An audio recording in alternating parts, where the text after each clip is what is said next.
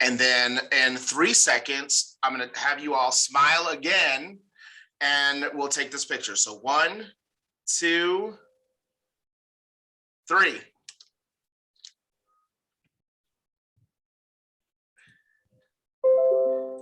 Excellent. Okay. All right. If you weren't here, you've missed the party, as they say. So again, thank you very much. I'd like to take a moment to introduce you to our fabulous presenter this morning from the Women's Business Center. It's Martha Jimenez, who is the Montgomery County Senior Supervising Business Consultant.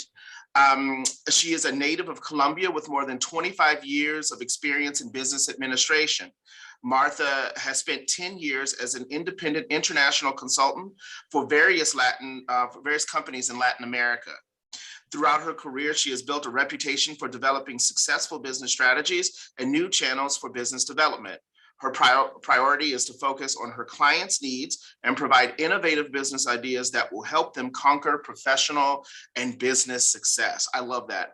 Martha holds a BS in Business Administration, an MBA in Management, and she is also certified in Project Management.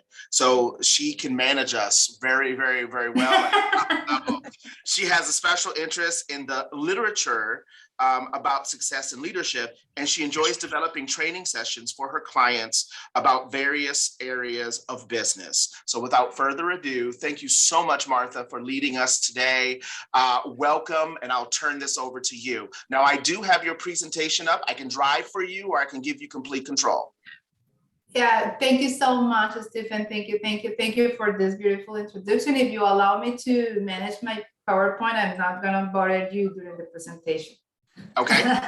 Good morning, everyone. Good morning, everyone. It's a pleasure for me, being here today with the Chamber of Commerce.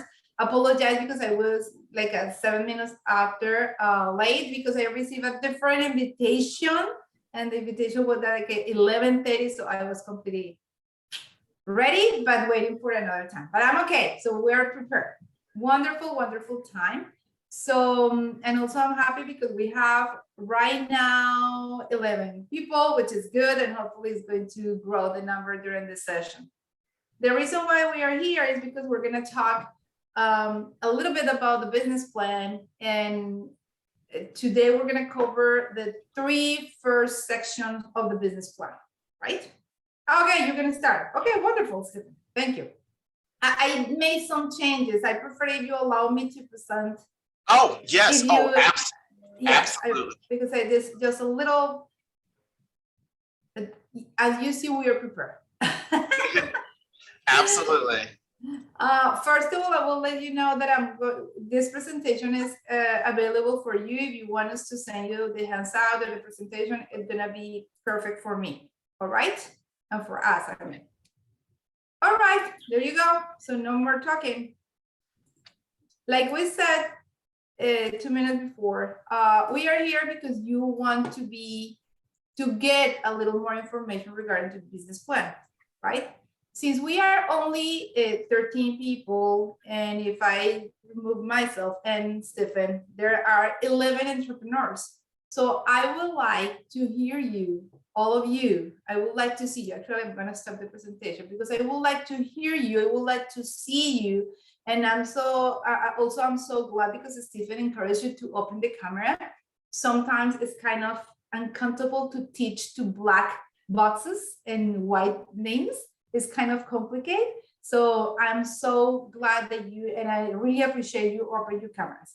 So I'm going to use the order that I have in my screen to ask you to introduce yourself, and please let us know your name. If you are in business, what is your business name? And what is the purpose of you to take this class today? So I have in front of me Abdullah Mohamud. Could you please start, Abdullah, and then is coming Miss DeBerry. Yes, Stephen is recording this session. Yes, go ahead, please, Abdullah. Good morning. Good morning, everyone. My name is Abdullah Mohamud. but call me Mo. No, okay. I'm originally from Somalia, Northeast Africa. Probably most of you have seen that movie, Captain Phillips. But I came here as a young boy and for school, and then with the Civil War and everything, I didn't go back. And so I joined the Marine Corps and never looked back, and became a U.S. citizen and all that good stuff. So 14 years in the Marine Corps, did a tour in Iraq. I have a master's in cybersecurity and a master's in business. I worked for the government and in different capacity. But always in my mind, I always wanted, to be on my own. So last year, I wanted, I tried to do this thing full time. So I'm a cybersecurity guy. I break in. That's the fancy word, but I'm a hacker. So, so basically. Thank you for your transparency. We better watch our computers now. Yeah. Yes. And be suspicious if you see an email from me, So that's I'm here to learn. I've run business, for other people, but now I want to learn how to run business for me, because that's a transformation. Although the Marine Corps, they teach you, duty to care. I cared for other people's interest. So that's what I want to learn. I want to see what I can do. Thank you, Mom. Thank you, Mom. The first tip for all of you, and this is another reason because I love you introduce yourself, is because every single moment that you have the opportunity to talk about your business is a great opportunity to do a network, to build a network, and also to promote your business. Hopefully you can find a partner here. You can join in a government contract. Why not? So I'm going to encourage you, all of you, once you introduce yourself, put your name and your email address and some reference, and maybe you can start getting this connection. This is another part of the mission of the Chamber of Commerce, right? Just making connections, just to start doing that. Thank you so much. Are you sure you want them to supply their emails? Yeah. If you want to make connections, why not? Okay. Kumba, good morning. Good morning. Please introduce yourself. Thank you for being with us today. Hello, everyone. First, I apologize for coming late because I had a problem with my computer. So now we have a computer guru who I'm sure might help me sort that out. Okay. Thanks to Mohammed for his presentation. So my name is Kumba Briwa. I'm originally from Sierra Leone. My background is in communications, volunteering, women and children's affairs. But I've always had a passion for decorating, designing, and event management. I found myself in the public relations sector, and more often than not, I would MC programs and, participate in public information and public relations activities. So growing up, I have always been an outgoing person, an extrovert, and I put my hand into almost everything. As long as I see the opportunity, I grab it. So because of my passion in events management, weddings, and decoration, when I came to the US, I found a niche by trying to get a course, an accredited course in events management, wedding and decorations with the Institute of Wedding and Events here in the US. But then I have always over the years done things for free, for friends, for colleagues, putting things together. I'm like the go-to person to plan your event. And I said to myself, I could make another stream of income by this. And I also need to just tailor all my skills and experience into one box whilst thinking out of the box, but at the same time having a professional touch and feel and being able to chart my own way forward as a business entrepreneurial person. So I got in touch. I became a member of the Rotary Club of Gaithersburg. And through that, I got in touch with Stephen at the Chamber of Commerce at one of our events. And I shared with him my passion. And he said, well, there's an opportunity here, and we could provide, the support if you really are serious about doing this. So Good. first off, I became a member of the Chamber of Commerce, and now I'm here. So I'm happy to be here. I'm here to Wonderful. learn as much as I possibly could. I have no idea about business. Everything I've done has been out of my own way of thinking, but I would like to learn as much as I possibly could, share my ideas with like-minded people, and see how I could get on from here. So I'm glad- Wonderful. Thank you so much, Kumba. Thank you so much. If you don't mind, if you want, you can share your email address and hopefully you can start promoting your business inside this. Okay. This One group. last thing is Thank my business is called Cuckoo Bees Creations, you. and it's been ongoing, not professionally, but it's been ongoing for over 20 years. Okay. And now I want to really put it on a solid foundation. Okay, so now we have a cybersecurity guy, professional, and event planner and decoration interior design. That's good. Thank you. Thank you. Good morning, Ms. Dewberry. Now, you are in my list. Good morning, everyone. I am from the Professional Development Training Center, and I am just really here to see what I can add, change, or relearn to help grow my business. We Good. provide training and we provide instructional design. So Mhm. that's my purpose for being here. Can you please confirm your name for me, please? I'm sorry, Could you please confirm your name for me, please? Dewberry. Dewberry. Okay, wonderful. Dewberry, your face is very familiar to me. I don't know why. Maybe we have a meeting in this live or in a previous live, but I'm completely sure that I met you before. Okay, wonderful. Thank So you. good to see you again. Good to see you. Veronica, good morning. Yes, my name is Veronica Wright. My business is called Comfy Cozy Blankets by VW. And I'm just trying to look for a manufacturer.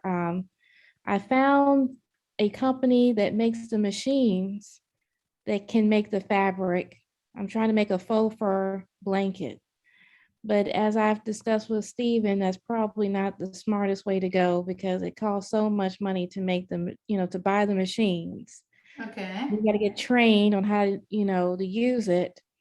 So I'm trying to connect with people who can help me find a special type of faux fur that I haven't been able to find anywhere yet. I've gotten some Okay. leads on companies that could make it, but one company didn't want to give me a quote. And then another company, I went to a trade show and everyone was steering me towards this one company. But I think because of COVID, they were just like overwhelmed. And then they said they didn't have the capacity to make it. So I could revisit them. And I think Stephen knows someone that I can connect with in Pennsylvania. So, just trying to make the damn thing. Okay. Veronica, the reason why you are taking this class today. To connect Okay, good. with people who, can help me make my product.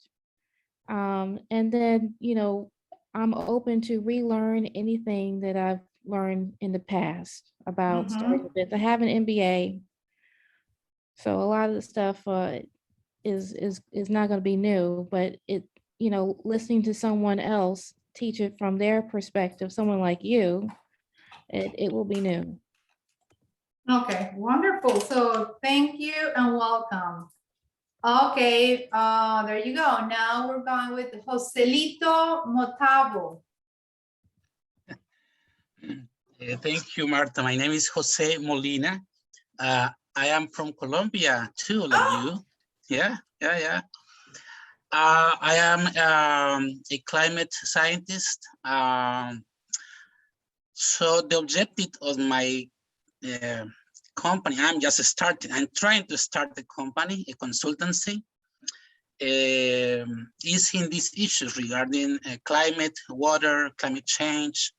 So what I have been doing in the last years is working exactly in consultancy for other companies, mostly on research issues. So what I want to start right now is consultancy that works with mostly, of course, with the US, but mostly with developing countries, and trying to make studies that help governments to know more about the science behind climate change and how the impacts are going to develop in specific sectors for specific places.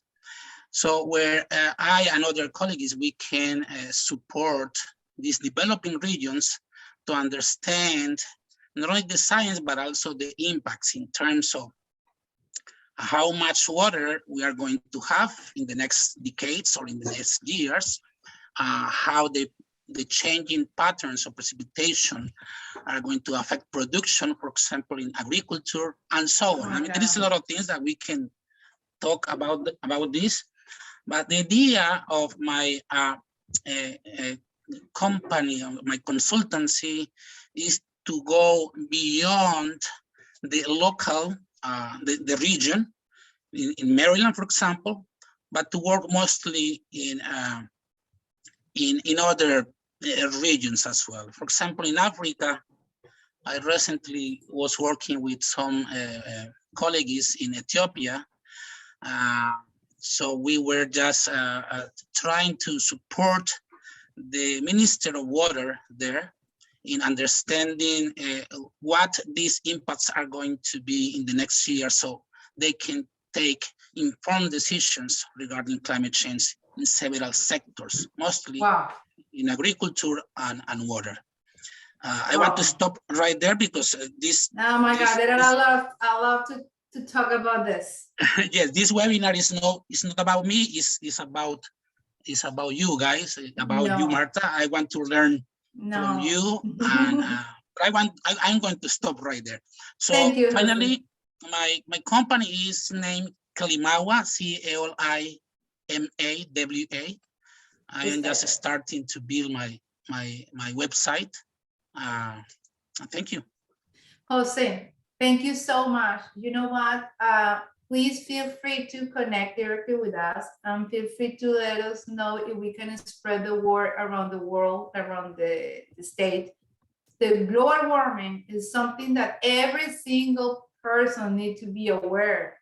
So the world's changing, and we have a lot of responsibility in terms of the future of this globe. So thank you for all that you do, thank you for all that you're gonna do with the government, but also with the individual. So I think we need to talk more and more and more, and it's for everyone, for our generation. It's in our hands. So thank you. That really touched me. All right. Thank you, Jose. Now, I have here Julia Grufinova. I think Julia is also my client as well, and Vanit. Julia, good morning. Good morning, everyone. Good morning, Mrs. Jimenez. Yes, we've met in one business center, and I attended one of your classes. It's nice to meet you again. And I joined Chamber recently, and I joined because of this pathway program, and I'm happy to join. I attended one meeting of the Chamber already and saw a few people in person, and I'm looking forward to connect with everyone, to network. And this is one of the main reasons I joined the pathway program. Another reason is to refresh all necessary information and get to know, accept this great opportunity for minority business owners. What is your business, Julia? Kids school online classes for kids. We teach coding. We teach kids coding, graphic design, digital art. Yes. So if Abdullah would need any volunteers or interns, we will be happy to connect. And the same for Jose. The same for Jose. He's on the startup space. So in terms of communication. Good. Thank you, Julia. And very good to see you again. Two clients in my panel today. Good. Vanit Did I pronounce well? Benit. Yeah, that's how I pronounce my name, Vinit. Yeah. So, okay. I connected through the Pathways program, and I'm the owner of Sharky's Cuts for Kids. It's in Gaithersburg, Maryland, and I think it's been a month since we opened. So that's why I'm here to connect to people and, spread the word out and and go from there on. Wonderful, Benit. Thank you and welcome. You're welcome. Pamela. Hi, my name is Pam Ackley, and I just opened September the 11th. We actually have opened a gym for all inclusive kids, but we specialize in kids that are on the autism waiver or autistic children, as well as other kids with special needs. So what we're trying to teach is inclusion, and that all kids need to play, and kids need to learn how to play with other kids, no matter whether or not they have social skill issues, or, they just are overly enthusiastic about things. So I met Stephen at a ribbon cutting, one of my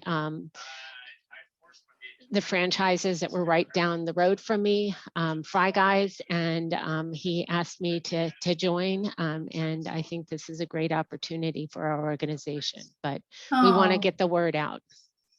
Pamela, that is a good, beautiful business and beautiful business. Congratulations for your startup. So you are in the first quarter of the business development. Yes. Congratulations, especially in pandemic. Yes. During the pandemic is complicated, but hopefully everything is going to be okay. Congratulations. Thank you. Thank you so much. No problem. So Carlos, just yes, go ahead, please. Yeah, just a quick one. So where is Pamela located? Is it in Gettysburg? You see how important is the network? Yes. I am in Gaithersburg. We're actually at Air Park Road, right Okay. on 124 and Air Park. So right Okay. there.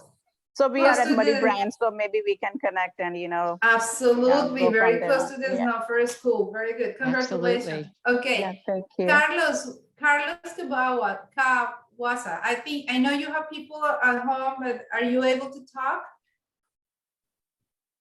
Carlos, are you able to talk? Can you hear me? Yes, sure. Hold on. Let me find. Can you hear me? Hold on. Yes, perfect. Yes. Let me find. Oh boy. Mm-hmm.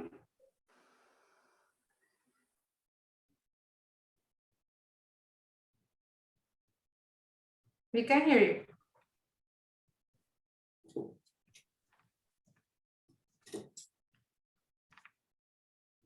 Sorry, I have to move. I can't put my camera because I have to move from another spot. There is That's some okay. That's people okay. who are No working. worries. Okay, so I am Carlos Buesa. I'm the owner of a bookkeep. I started my bookkeeping services last year, Good.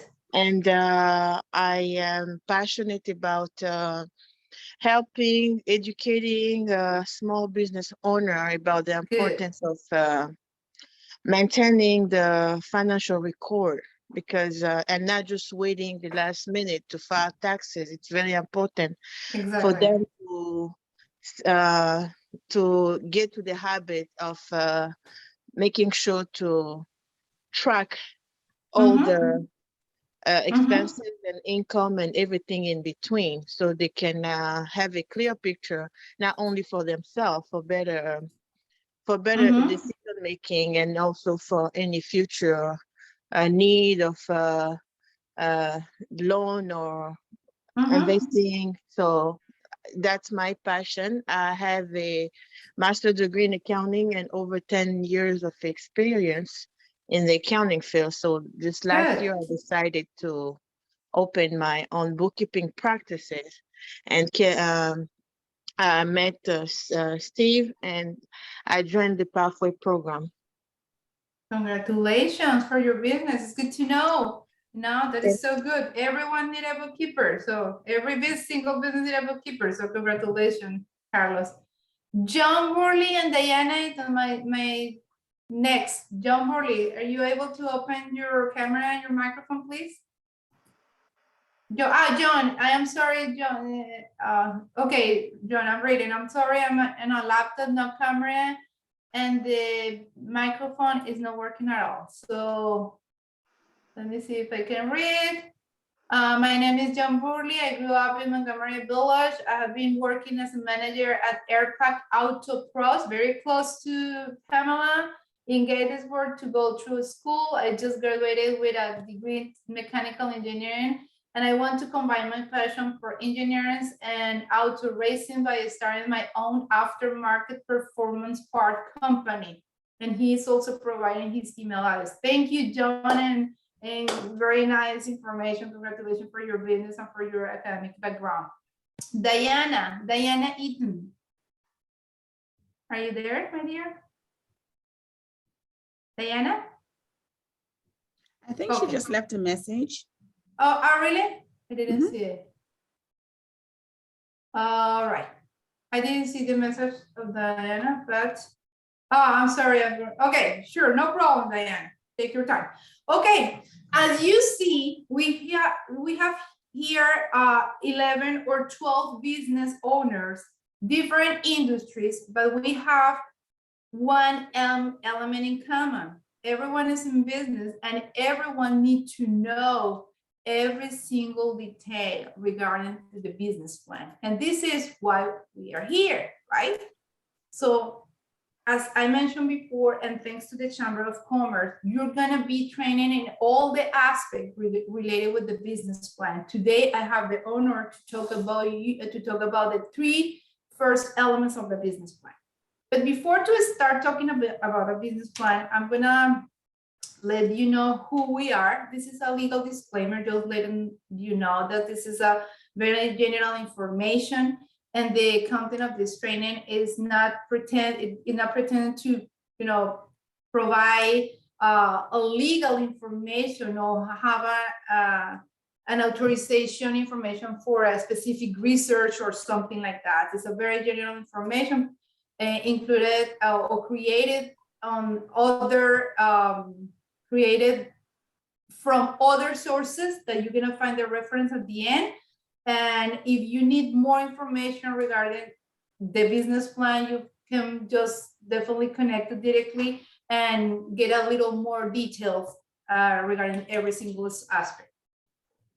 And then something about my organization. We are Maryland Women Business Center. We are at one of the SBA, the Small Business Administration Resource Center or Resource Program. We are located in Maryland with 3 different locations, one in Montgomery County, the other one is in Bowie, and the third one is in Frederick. We are trying to cover the entire state. We open our place for every single entrepreneur, even though it's a women's business center, we are receiving every kind of entrepreneur. What we do, we provide technical assistance in every single aspect of the business. I would like to say that we are like a hospital for the business. So since the business is an entity and the business can have any kind of situation or illness, you can knock our door if your business have some specific concern. If you are in the startup, you can knock our door and we can help you out to start your business properly. If you are in business right now, we can help you out to identify what are the main aspects where you need to talk, you need to work or improve in your business. And definitely we're gonna help you out to grow and develop a business correctly. We also provide pro bono services on legal, accounting, marketing, human resources, and we have plenty of opportunities to connect you with different sources as well to access to capital if that is the purpose. We have plenty of services. You can take a look of our website to see what is your case. Now, let's talk about the business plan. What is a business plan? A business plan, there are many different concepts, but I prefer to use the most simple thing. It's a written document, no more than 30 pages, but no more than 10 pages. If you found or you find online templates 5 pages of a business plan that you think is gonna be enough for your business, I'm gonna let you know that is not correct. 5 pages of any document is not enough document to include all that you need to include in your business, or at least to analyze. Also, a business plan isn't a specific planning tool for you. I used to feel concerned because in my entire experience, I can say that 90% of the business owners think about the business plan only when they are looking for funding and the bank or the lender or the investor requires a business plan to support the funding. And that is so sad. Which is because it's the opposite, right? The business plan have to be the roadmap. But this is the last definition, but I'm gonna bring in first. So for me, to me, the business plan is your GPS. It's the only way to identify your ultimate goal, where you want to be in a specific time, and what do you need, when you're gonna find the resources, what kind of people you're gonna need, what kind of clients you're looking for. At the end, you're gonna create a roadmap to run your business correctly. And this is the purpose of the business. I know for sure some of you, if I'm not mistaken, all of you work in the past in a corporate or in another organization. And I am so completely sure if you work in an organization, you will train in, or at least you were involved in the strategic plan of this organization. What I'm trying to say here is the business plan is the reason, or is not the reason, is the tool that you can use to create that strategic plan, your tactic plan. You can create a plan for your business and you can achieve the goals, okay? If you don't have a business plan, which is like I said before, the 90% of the small business practices, so you're gonna hopefully you're gonna make money, but it's gonna be more complicated for you because you're gonna discover all those potential obstacles during the time that you develop your business. Reasons why you should write a business plan. Obviously, because through this document, you're going to verify if your business idea will work. Like, as I said before, this document will help you out to set realistic goals. Realistic goals. If you want to talk about your business, this document will help you out to communicate your idea more clearly and also to design the idea clearly. You will define what kind of resources you will need and where are the sources. If you are looking for money to start up or to grow your business or expand your business, this is the key element to get it, okay? And obviously, this document is going to help you out to make money if you are starting, or if you are in business already, to make more money or in an easy way, okay? It is clear for everyone. Please feel free to interrupt me, to raise your hand, to ask anytime, okay? It's not the Bible what I'm gonna show you, but according to my experience, there are the most important pieces of the business plan. All right, you can get other alternatives, it's up to you, but it doesn't matter what is the template. My suggestion is please just verify that you at least include those sections. Obviously, a cover sheet, executive summary, which it should be right at the end, because it's an executive summary. An executive summary, it doesn't mean that you're gonna copy the first paragraph of each chapter or section and they put it in one page. Now, it's a definitely summary of each part, okay? Then the company description, then market and competitive analysis. We're gonna talk about those 3 today. And then it's coming the marketing plan, operations plan, management and human resources structure, financial information. And if you are looking for money, there are some additional documents that you should include there. And it's not is not because Marta Jimenez said this is the order. It has a specific reason why, and I'm going to give you a visual idea why it is important to include those sections. This is my beautiful visual of the business plan. Every single business in this globe, in this world, should include at least all those elements. If you see this is absolutely clear, why I need to create my business foundation first to develop the rest of the segment. But guess what? In the United States, the 90% of the business create the foundation and then immediately jump to the marketing plan without an operation and process plan. And sometimes they even don't project their income. It is pretty usual, no normal, usual that you find that. So my recommendation for you is just please verify that the business foundation and it's not this. This is your entire business foundation. Business description include the basic elements of the business creation, like creating the name, the mission statement, corporate values, defining what is your business model, defining if you are on the acquisition, what kind of licenses you're going to need, creating your business goals, very clear business goal, working on your website content, identifying if you need insurance and other licenses just to be in compliance. You know, this is the very, very, very basic aspect of the business. Then it is so important to analyze your market. Once you analyze your market and analyze your competitors, then you're going to be able to create your unique selling proposition. This is your competitive advantage, that element that looks your business unique and beautiful.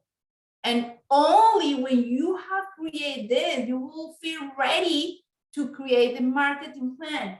And I know you're going to talk about the marketing plan in the future, but just to give you an advance, the marketing plan is that bridge that connects your company with your market using a specific media. So if you are not as strong at all in terms of the market knowledge and you don't have a beautiful competitive advantage, it's not going to be easy for you to create a marketing plan.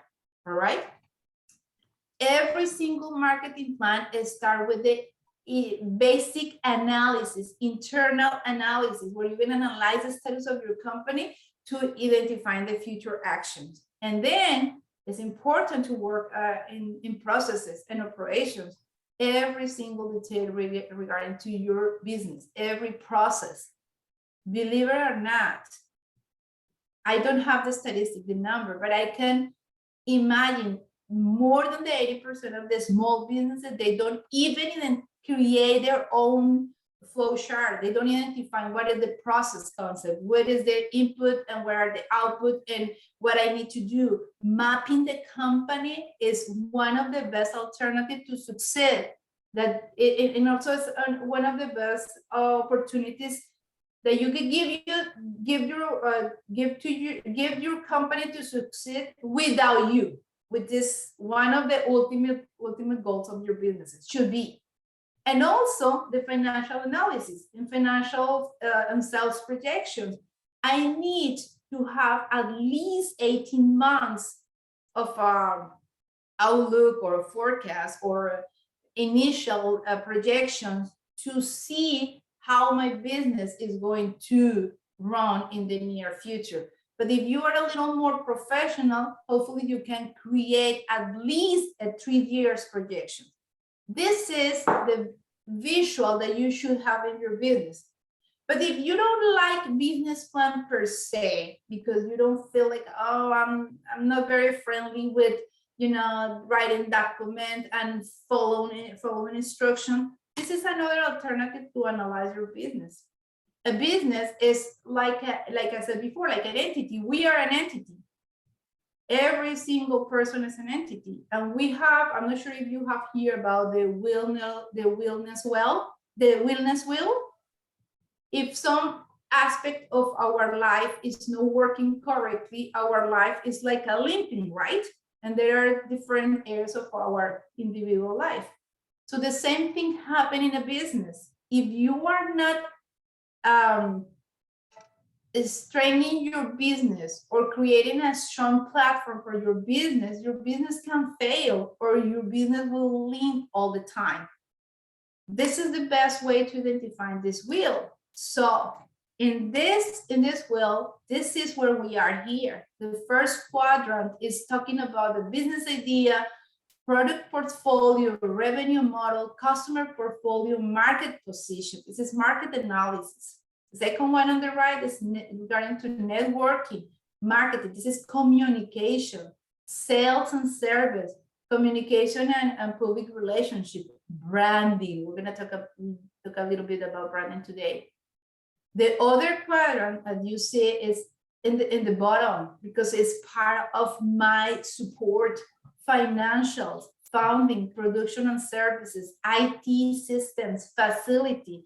And I like to talk about IT systems, and not only because it's necessary, but technology have to be present in every single industry, okay? Legal issues, business processes, partnership, employees, and ownership and board.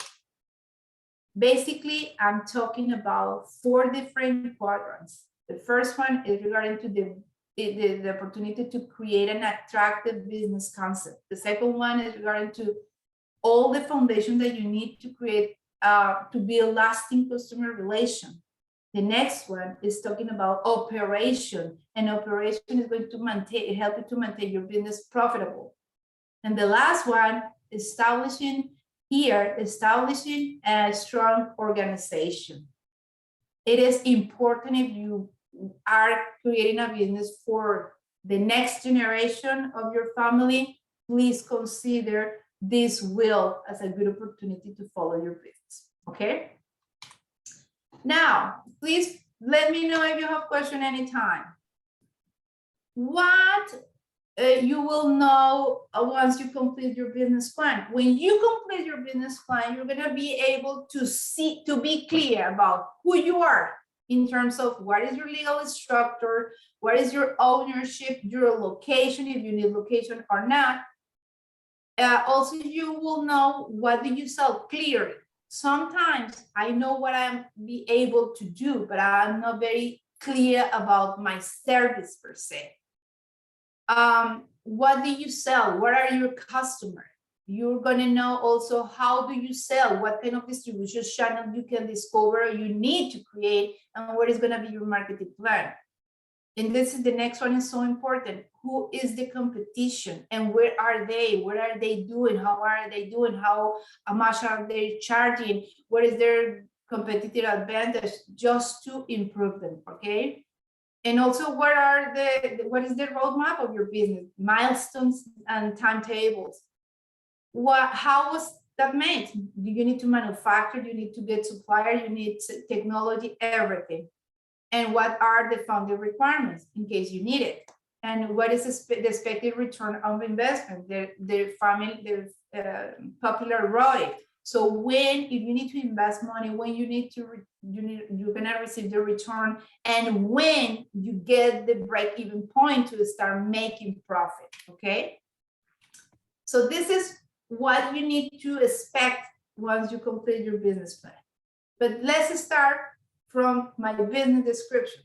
What is the base of the business? Obviously the name, right? Once you decide to be a business owner, what was the next thought that came to your mind? What is going to be my business name, right? Because you are creating a new entity. And guess what? This is the most important element of your branding, the name. I'm not sure if you have considered a logo.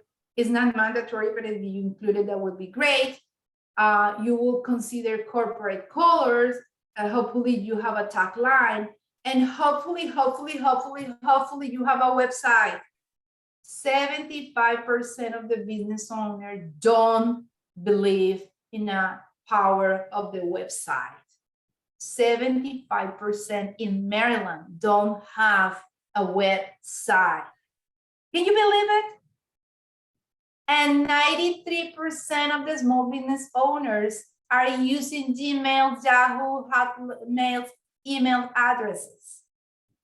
So can you imagine dealing with the government, with the federal government using a Gmail address? No, no, no, no. They will never consider you as illegitimate. Exactly. You don't have your own domain. Exactly. In business, in terms of branding, you should consider remember that expression, the dress to success. So your business needs to look beautiful from the beginning and during the entire business life and more. Let me give you, please let me know if you can see. Can you see my screen? I'm trying to reproduce a video. Can you see my video? No? Okay, so I'm gonna fix it right now. No worries.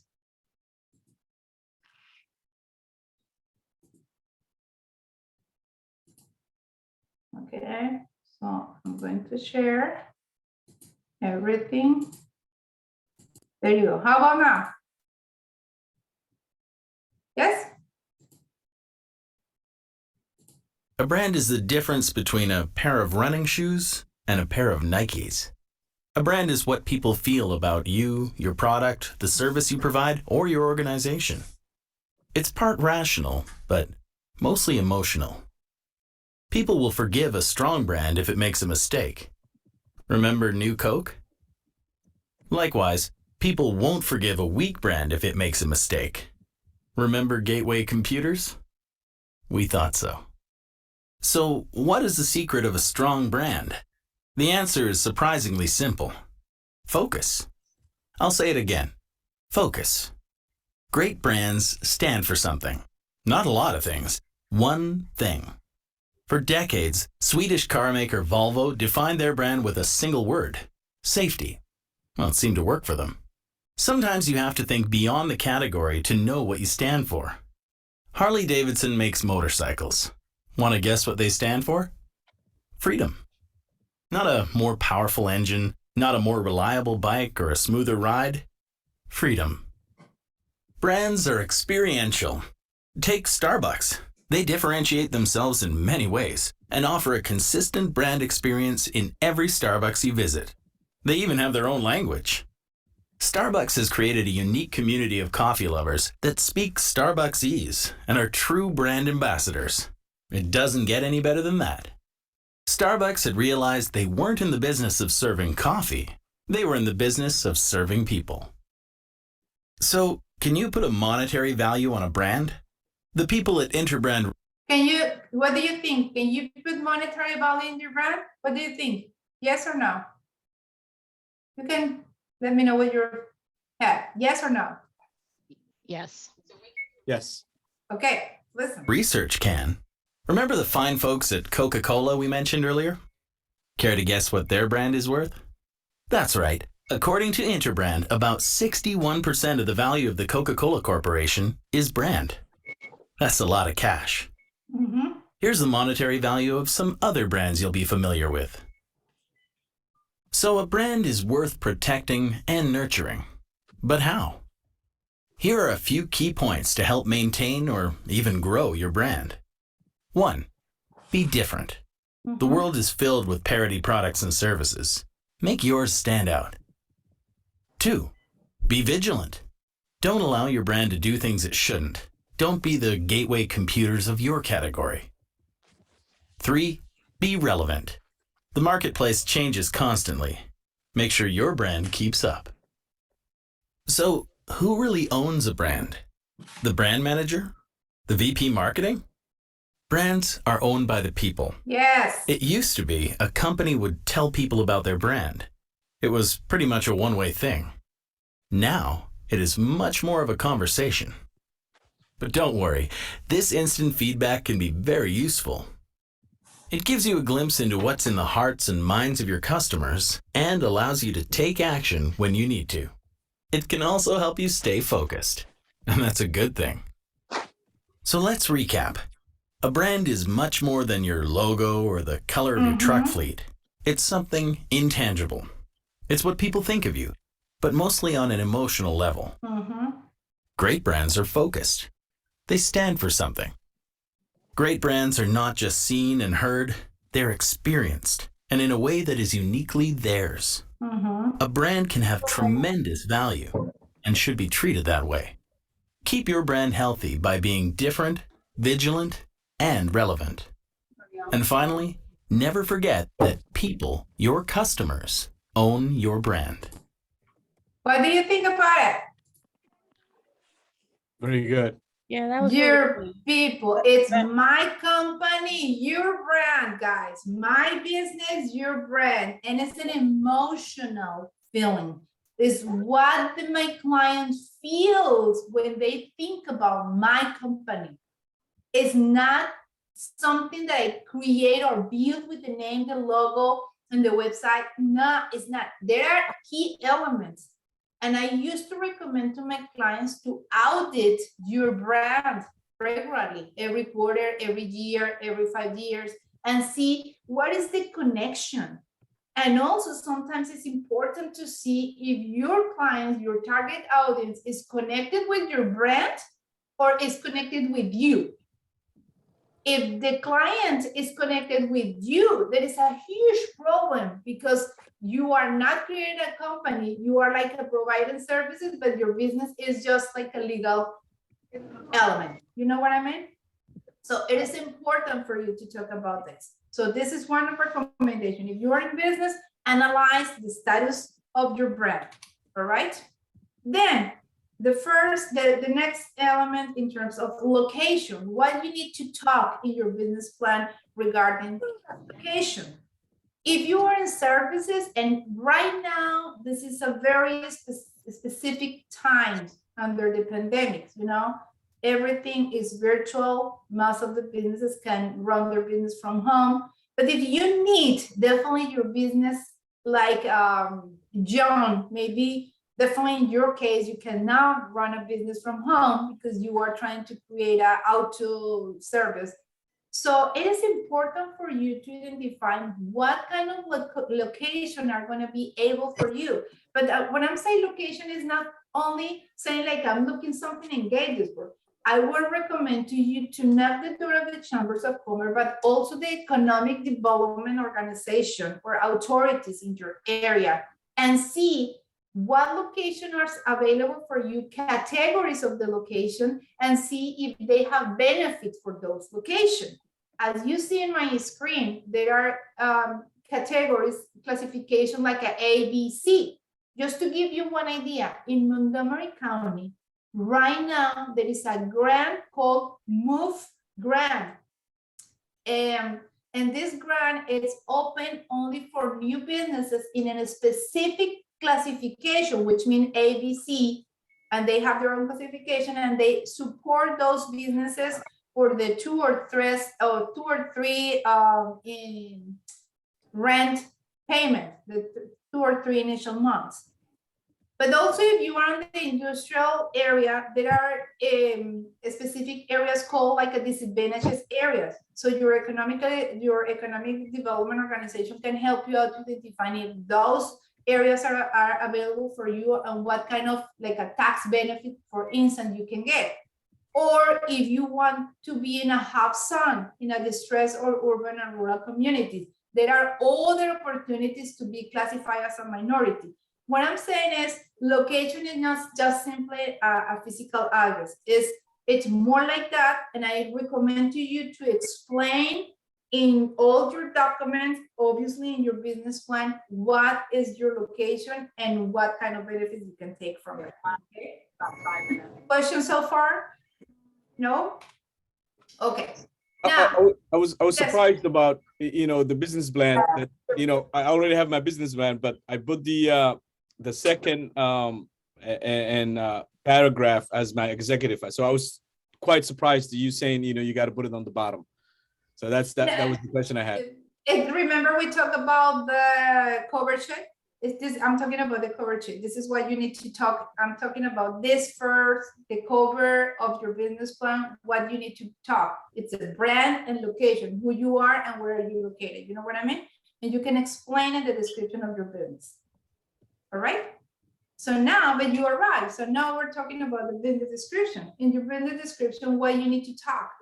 So you should talk about your mission statement, your history, the history of your business, hopefully the vision statement, your core values. Can you please just silence your microphone because I think there is a noise there. Thank you. Your mission statement, I mean, your core values, your business goals, so important. You should talk about your legal structure, your ownership and legal issues, and obviously describe your business, describe your services, describe your product. Let's start from the mission statement. What is the mission statement? Someone can just let me know, what do you think is a business statement, a mission statement, I mean? I'm letting you know how you can create a mission statement in the screen, but what do you think is that? What is the meaning of the mission statement? It's the reason you're in business, why you're in business. That's what your mission is. Yeah. And what else? Yeah, that's correct. That's the word is letting you know, but what else? Is the purpose. What do you want to achieve, or maybe? Exactly. The purpose of your business. You describe the purpose of your business. Yeah. And also, this mission statement have 3 beautiful elements. What your company does. So, what is your service? For whom and why? If you include those elements, you are definitely talking about your business. I am not sure if the Chamber of Commerce is going to talk about the elevator pitch or your business pitch, but hopefully you can be training on that area. In your elevator pitch, your mission statement have to be present, but guess what? It's not only in your elevator pitch. It's not easy and it's not doable. Create any other aspect of your business if you don't have a mission statement. You cannot create a marketing plan without this. You cannot analyze your market if you are not clear about that. You cannot work on financials if you don't have clarity about this. Okay, so it is so important. Like I said before, we are individual entities and everyone has a mission in this life. Sometimes we take time to discover our mission. But once you discover your mission, you are clear where you go and where you need to, what kind of resources you need to accomplish your goal and your mission, right? So a mission statement includes what your company does, for whom and why. It has to be simple and concise. Hopefully you can motivate your audience, but hopefully it's something that you can interiorize and it's part of your speech naturally. You don't need to just memorize. It's something that is coming from you, you know, coming from you. Less than 15 words. And again, what is the purpose of your business? I'm going to do this more interactive and some of you are going to help me out to read some aspects. So I'm gonna give you some examples of the mission statement from companies that are on the top of the industry currently. So let me start. Julia, do you want to read for me Google's mission statement, please? Google's mission is to organize the world's information and make it universally accessible and useful. Thank you so much. What do you think is true? Easy? Are they telling what they do?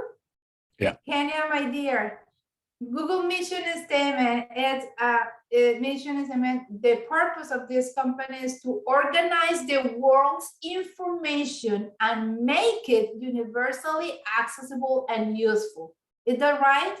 It is clear? Yes. Easy to understand? Yes. Yes. Wonderful. You see how important? Now, Vanit, do you want to read for me Apple mission statement, please? All right. Apple is committed to bringing the best personal computing experience to students, education, creative professionals, and consumers around the world through the innovative hardware, software, and internet offerings. Thank you so much. No problem. Here, thank you. Here in Apple, I have two things to discuss with you. First of all, the brand. Maybe Mo, you know the story, but if someone knows the story of the logo, the Apple logo, can you share? If not, if you're not sure, no worries. But someone knows the story behind the Apple? No? Okay. They were trying to express a very technical word, which is the byte, the technical word from the IT perspective, right? Yeah. Byte. What is a byte? And they couldn't find something that really expressed this concept because they don't want it, they don't want it to bring, the byte is not easy to be expressed. It's the same thing like the Wi-Fi. So the only way that they did create or discovered was through the Apple. Initially it was a colorful Apple. But they don't try to talk about the Apple. They were trying to talk about the byte. But 99% of the customer, we just see the Apple. That was the reason they call a byte to the Apple, right? This is one thing regarding to the brand. And also in the beginning, before the internet, Apple was creating only hard words. Remember, hard words. They were very focused on marketing, colorful, fashionist, you know, hard words. So just hard words. But then when the internet came up, they discovered a universe, a new universe for new products. So what happened? They should change their mission statement and their target audience, because in the future, if you have time to research about the mission statement of Apple and how the business was changing their mission, it's because they were focused in the beginning only for students and professionals. But when the internet came out, so they were able to create iPhones, iTunes, iPad, and all the product that you know they have. iWatch. So they discovered a beautiful universe. So they was obligated to change the mission statement. How they did it? So Apple is committed to bring the best personal computer experience to the student, educator, creative professionals, and consumers around the world through its innovative hardware, software, and internet offering. Is completely covered. The same thing happened with Amazon. Mr. Berry, could you please read for me Amazon mission statement in the top of the screen, please? Right top, please.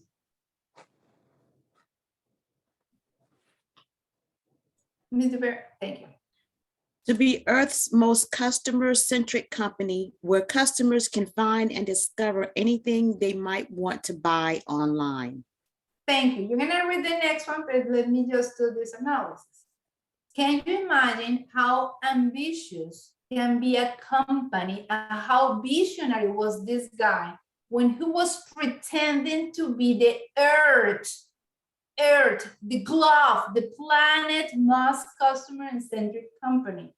He didn't think in one segment. He never think in one segment. He was always thinking about this, the Earth-centric customer, where customer can find and discover everything that they want to buy online. Everything. So two big words, planet and everything. It's not crazy. In the beginning, it was like a wow. Who can create something that is going to be sold in the world and it is going to cover everything that you can imagine? And it's true. Can you please keep reading? Now the new mission statement, it's absolutely updated. Can you please read it again? The next one, please? Ms. Dubé. Ms. Okay, Dubé. what am I reading? Yes, please, the second section, please. Oh, we aim to be Earth's most customer-centric company. Our mission is to continually raise the bar of the customer's experience by using the internet and technology to help consumers find, discover, and buy anything, and empower businesses and content creators to maximize their success. Thank you so much. You see, this business is also flexible, but is also moving in using, taking advantage of the flow of the market. But they keep the same mission, offering everything for everyone around the world, but using the internet and also including companies, and they amplify the segment. So to summarize the concept of the mission statement, please try to do something unique, special, but flexible that help you out to move forward according to the flow of the market. Okay.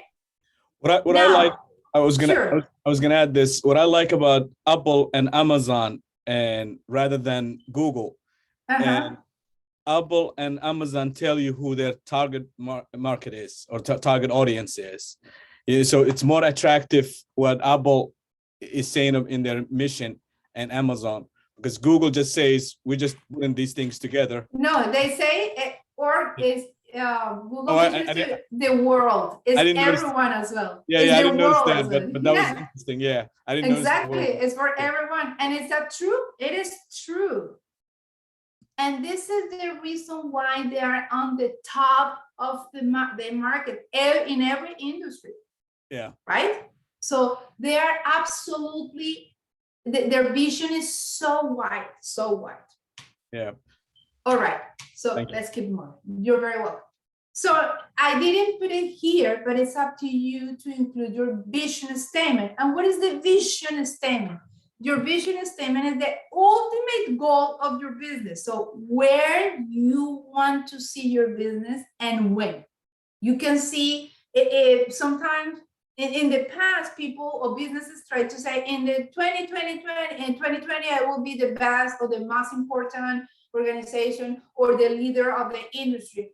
Now the trend is not in a specific period of the time. You can see I will be, or I pretend, or my company pretend to be the leader in the market of Maryland and during the next 3 decades or whatever you want, but just is the ultimate goal that you want to include in your business, right? Now, another very beautiful and very important aspect of your business foundation, your core values. Yeah, I have a question though. Sure, come back. Before you go to the core values, I just want to know what is the limit in terms of sentences or words that your mission statement could have, because I have read some mission statements that start with an idea, you start to understand, and then by the time you're done reading, you're like very confused. So is there a limit in terms of how much content goes into your mission statement?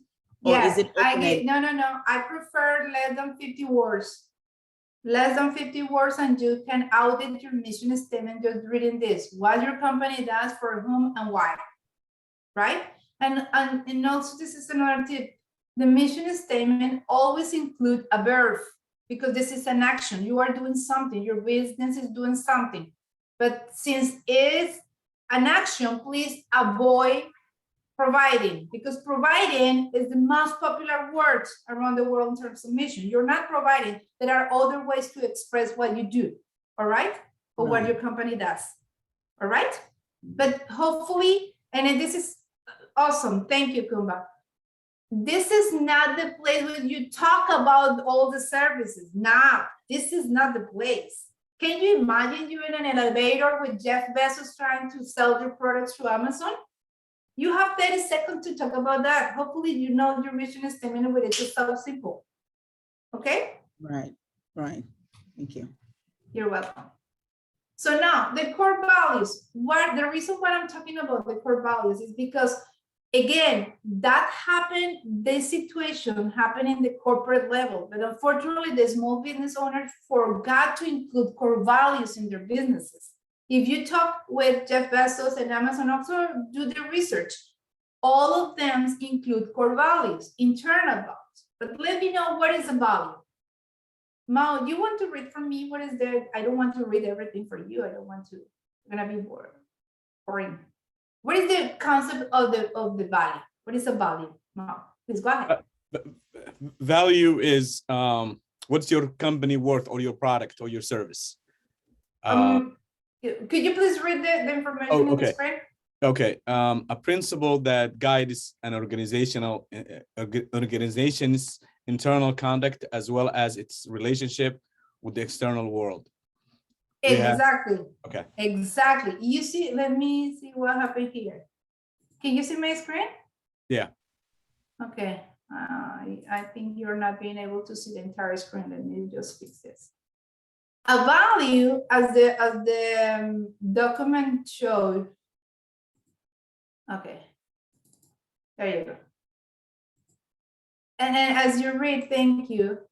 It's a principle that guides an organization's internal conduct as well as the relationship with the external conduct. So it's the same thing that happened in your family. When I ask you, hey, Mo, what kind of values, moral value did you get from your family? Sometimes we say, oh, mommy told me, showed me, teach. Yeah. And do you know what is the best way to see what are your values? When I ask somebody about you or ask somebody about your business, is regarding to reputation. Yes. How do you want to be recognized in your business world? Is how you interact with how you interact, but what are those values, principles that you that you put in your business that govern your business? You want to be recognized because you are honest, responsible, because you have some kind of solidarity, because that are the values. So if you really want to run a business, the values can be another element that help you out to create your unique selling proposition. Your unique selling proposition. And I'm going to give you a terrible example. Everyone, hopefully, I don't want to hurt you, but everyone in this room know how dangerous is Coca-Cola for the health body, right? Everyone knows that. Yes. But why Coca-Cola? It's so loved by the customer because they have a brand and they create this kind of value, because in every single Christmas time, Coca-Cola is present in our life, right? No drinking, but it's present every now. It's the same thing like Santa. So they have some values. You cannot imagine a Santa doing wrong thing. Santa is a commercial, it's a brand, it's a product. Santa has some value. The same thing should happen with your businesses, right? Could you please keep reading now the second chapter, the second paragraph, please? You're silent. Okay, yes, okay. We have an entire universe of values, but some of them are so primary, so important to us that throughout the changes in society, government, politics, and technology, they are still the core values we will abide by. Exactly. Thank you so much. Yeah. In summary, when you include values in your business, you are creating a culture. And how you create a culture? This is a guy called Simon Sinek. You can follow him. He is a very interesting guy. And he said, when the things you said and the thing you do are in alignment, you are creating a culture. So, and how you create this? Through the values. If you really want to create an honest company and you want to be recognized with your company, align your idea with your action and include your staff in those values. And do you know how you know that your people is creating your value? Or is when they put your company t-shirt and they stop acting as an individual and they start acting as an employee. Like I am an Apple employee. Why they have a black t-shirt? because they're not John and Thomas and Maria. They are Apple employees and they are transmitting Apple culture and Apple experience. This is your purpose as a business owner. Okay, good. It's Yes, go ahead. for example, you know, I like wearing Under Armour. You know, this is how I express myself. So I like their brand. So what I get from your an explanation is, you know, yes, you're creating a brand, but that brand, you know, what makes you different from another company is how you create your values. This is that one way element. The So- core so- values, the value can be one of the elements of your unique selling proposition. Hopefully is part of that. It's not because you are an expert in cybersecurity and you have created the algorithm unique in the world, but also because you are a very honest guy. You did a beautiful, it was a joke. But when you say, I'm a hacker. So do you know the reputation of the hacker word? It's terrible. But yeah. it's a reality, but you are doing, I am a hacker, but you know, I am a hacker, I'm creating my algorithm. And when I create the algorithm for your company, I promise that I'm never going to use this algorithm against you. Something like that. Yeah. Honest, this is my value. You know what I'm saying? Yeah, yeah. Exactly. I have a certificate. It's called ethical. Exactly. You know, so that's the difference between someone who breaks in your system and steals your intellectual property and someone who protects it. So I'm on the protecting side, and that's what differentiates it from me and from another person. Exactly. Exactly. So if you see Coca-Cola, their Northwest brand, because they have different business unit, Coca-Cola Northwest, they have their mission, their vision, and their values. And they stand for quality, passion, integrity, diversity, and resourcefulness. So what are your values? Sometimes my clients ask me, Marta, I don't know how to create my values. And my advice always is, you know what?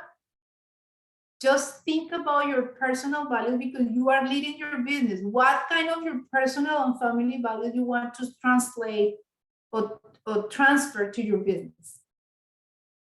How do you want to be recognized? And remember, we're talking about reputation. So what do you want to put there? And if your business is going to grow and you're going to have a staff, how do you want to be, how you want to see your staff acting with those values over there with their own values? It's up to you. That is my invitation. Okay. Now, in the business description, what is the next part? The business history. So actually, I'm giving you one example, but your business history needs to talk how and why the company, why was the company established? What was the history? You are in business, why? You are an interior decor, why? You are a cybersecurity guy, why? You are climate scientist, why? You are a training specialist, why? What is your story? Because I decided to go to the university and the college. No, there is a reason behind your business. Not only because you want to be a business owner and make money. For instance, Pamela, you have such a beautiful and sensitive business story behind. So your segment, it's so beautiful, you know, that really touched me when you talk about your business. So if you really want to tell the story, this is the part where you should talk. And also you can talk about the company stage of development if you are on the startup or you are already established, but what is the status of your business? For your executive summary, you can just create a paragraph like this. I'm giving you just an example. Founded in 2013 by former Microsoft executive Susan Smith, Computer is operation, start operation by providing software training at corporate customer offices. If I don't know you, I don't know Susan Smith, but once I read that she's in business since 2013, that made me feel that there is some background and experience, but also she's coming from Microsoft. I'm feeling so good with this description. You know what I mean? Easy, but sometimes you can also talk about this. When you create the business history or the story of your business, this is a beautiful content that you can transfer to your website. Once you put it here, it have to be aligned with your website content, okay? Then the legal business entity or legal structure. In United States, there are four simple ways to create a business. You can be a sole proprietor, which means you and your business are the same entity, but you have a name and hopefully your business can have a name. But whatever happens in your business is going to be related with your personal life. Sometimes people provide services using their own name and their own social security, which is okay, but through the IRS is going to be translated like a sole proprietorship. But if you want to be a sole proprietorship, which is the most simplest way to run a business, hopefully you can have a trade name and an independent social security, and you open a business account, separately, and you manage your business separately, even though you are a sole proprietor. An LLC, a limited liability company, is the second. I will say this is the best way to build a company. The first one, a sole proprietor, is not a company; it's a business, but it's not a company. An LLC is a company. It's a limited liability company. It can be a single member where I'm only me, or a multi-member where I have more partners in my company, okay? Limited liability company means I am creating something separate from my personal life, but I need to run this business as a company, which means accounting, legal aspect, everything, human resources, everything as a company. Also, you can incorporate your business as an S Corp, B Corp, S Corp. This is another alternative. Or you can create a partnership. A partnership is exactly the same thing that the sole proprietor, but with somebody else. Like I'm going to join a childcare with my mom, and we're going to create a partnership. There is not a company behind, but it's a business created for two or more people, okay? And also there are the non-profit organizations, another opportunity to create a business without profit, okay? Every single business entity includes and means legal and tax implication. It's not like that, okay, I'm going to create an LLC. Please don't do it. Or let me just create an LLC for you. No, because an LLC means a lot of implication, tax implication. It's going to depend if you are married, if you are married and you report joint taxes, if you are divorced, if you are single, but you are planning to be married, if you are, so there are many things that you need to consider for each single entity. And from the tax impact is a different world. What I used to recommend to my clients is please have at least one conversation with an attorney, an accountant before to register your business. If you already are in business, have the same conversation with the attorney and the CPA and see if you are in the best alternative for you, because maybe there are other opportunities for you to avoid taxes or to pay less taxes. So there are many, many, many options for you, okay? Where you can research about those. I am sending you this link through the SBA, and you can read the complete information for every single business structure. Also in Maryland, there is a website or portal called businessexpress.gov. Simple, businessexpress.gov. In that portal, you can read everything regarding business, okay? Business entities and everything about business. And there you go. Now we're going to talk about the business description. Now we're going to start talking about the meat of your business. In this section, you should create an overview of your product and service. When I say an overview, I need to explain in detail, like Kumba was asking, in detail, what I'm doing. Okay, I am a cybersecurity guy. I am a childcare. I am a trainer. I am I have a gym for the this is what I do, but my services, I used to have play date, I used to have a spa for kids, I used to have, you know, all the description, and hopefully, if you want to talk about the prices, it's up to you, but describe what you do. In cybersecurity, what do you want to do? In training, what kind of training, how you can develop your business, what else you can do. And it's so important for you, listen to me, to describe your business, to identify, not describe, your business model. Is your business B2B, which means creating business to other businesses, like a trainer, like you, Levieta, or somebody else, business to other businesses? Or your business is creating services or products for the final customer, which is B2C? Or you are B2G, you are creating business for the government? You can have all of them, absolutely, but your marketing strategy and market analysis is completely separate. You can have all of them, but it's so important for you to be clear, because it's not the same thing to reach out government contract that reaching out private companies or individuals. You know what I mean? It's another universe. So it is so important to be sure what is your business model. Then be clear if you are in business because there is a need for your product, or because you are innovating and creating something new and you are going to conquer the market. We don't know.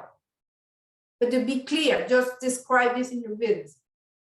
The price point, it is important for you.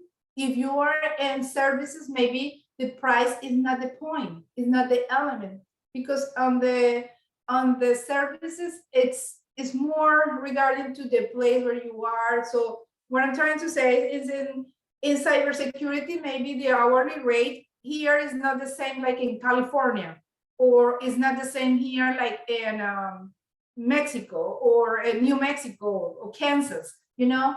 So here it's a different world, a different universe, a different area, and the price is completely different. I'm not sure it's necessary, but if you are in product, it's up to you. Benefit and features of your product, so important to be described here. Someone can let me know, what do you understand by benefit and features? What are the differences? If someone knows. Okay, benefit is the end result of my business. Okay, I am a trainer. What is the end result of the end benefit of my service? That I am going to train company, maybe your clients, and the benefit for them is they're going to receive the knowledge that you want to provide through me, right? This is the end benefit. But what are the features? Also, there are the part of my competence as well, or unique selling proposition. The first, can you hear me? Okay, the features are those details that make me feel and look different. I'm going to give you one example on the retail industry. If you are looking for pasta, gluten-free pasta, and you go to Harris Teeter, you go directly to the aisle where you find pasta, right? Do you know how many of gluten-free pasta you're gonna find? Many, right? When you get the pasta, what do? So you read the brand and immediately you're going to do this. This is the brand, and then to find the features, what you're gonna do? You're gonna read the little tag with the description of the ingredients and that was created the product, right? There are the features. So my questions to you are, what are your end benefit, which is the benefit of your product, the last, yes, benefit for your client, and what are the features of your products or your services? Okay? When you describe your business, the length of this section can range from short to lengthy. It's up to you. I love to see in the business description a lot of beef, I want to see a lot of content. Okay, and also you can transfer this information to your website. Questions so far? No? So far, so good? Good. On the last part of the business description is regarding to the business goals. A goal is an objective. A goal is an objective. So when you describe objective, try to use the SMART concept, which means specific. Specific. If I say, okay, I want to, if I am in an existing business and my goal is specific, like a short-term goal in 2022, my business is going to grow in sales in 25%. Is that specific? It's specific, right? But if I say this year, I'm going to grow the 20% compared to the growth that I have in 2021, based on the initial budget that I have in 2020, something like that. So it's gonna be crazy. So my recommendation for you is try to share your business goal with a kid. If they got the concept, you did it. My dad is going to grow a company, $1 million company in 1 year. Easy. It's specific. Also measurable with metrics. With metrics. Include a specific action. So I'm going to grow in 10% in 2022, and I'm going to grow through 5 new contracts. It's measurable, right? Realistic and include responsibilities. When I say realistic, I'm saying I want to lose 20 pounds. Good. Is real? Is it specific? Yes. Is measurable? Yes, 20 pounds. When? Tomorrow. That's crazy. It's not realistic, right? And also using the time bound, having a timeline, creating strategic goals with this SMART concept always is a beautiful opportunity for you to run your business adequately. So properly, in one direction, you're not gonna feel overwhelmed. Every objective, keep it in mind, every objective include, or every single goal is include like a very several questions. What, who, how, when, and how much, and who. So what is the what? My objective. What I'm gonna do. How is the strategy? How? This is my objective, but I need to develop this to make it real, the strategy. And my strategy needs some action. So there are the tactics. And each tactic is gonna have a responsible and a timeline.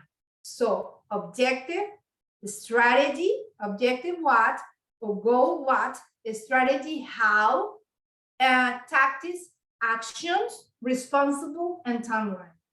Every single business goal. Another regular misunderstanding is the business owners used to create business goals, only goals regarding to the financial area. Financial is not the only, it's not regarding only with sales. It's not, you should have business goals in human resources, in accounting, in marketing, in operation, in all the wheel. Remember the wheel that I showed you? You should have business goals in that area, in every single area, okay? Short, medium, and long-term goal. Hopefully you can describe. Questions so far?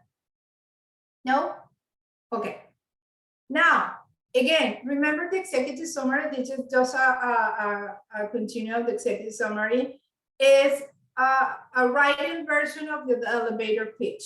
Just try to, if you want to get a funding, a money, if that is a requirement for an investor, please consider and analyze your business executive summary include context, benefit, target customer, point of differentiation, and all the clincher, like the key elements. If you are looking for money, or if you are trying to apply for a project the reader is going to be focused on the executive summary, and immediately they're going to jump to the financial and the marketing plan. Believe me, that is how that works. Okay, so this executive summary, they have to be beautiful. Now, my two last part, market analysis. The last statistic that I read in to the MIT, the business area of the MIT, the business review, they say 88% of the business owners avoid the market analysis. They feel afraid to develop a market analysis because they don't want to feel like, okay, I'm in business, but if I research about my market, hopefully I'm gonna feel, you know, like ready to fail, or maybe I'm going to be afraid about the future. So I just skip this part. And this is a huge mistake. So market analysis, in my opinion, is the best investment that you can do in your business. Market analysis is a great investment. The market analysis is a quantitative and a qualitative assessment of the market. You're gonna read what is over there outside. You're gonna identify what is waiting for you and what you're gonna face in the future.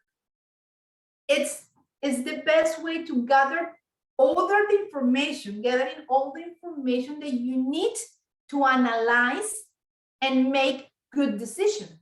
If you don't have plenty information regarding to your market, you're not going to make able to make good decisions. And decisions are the future. Good decisions are the future of your business. Okay. What are you expecting from this analysis?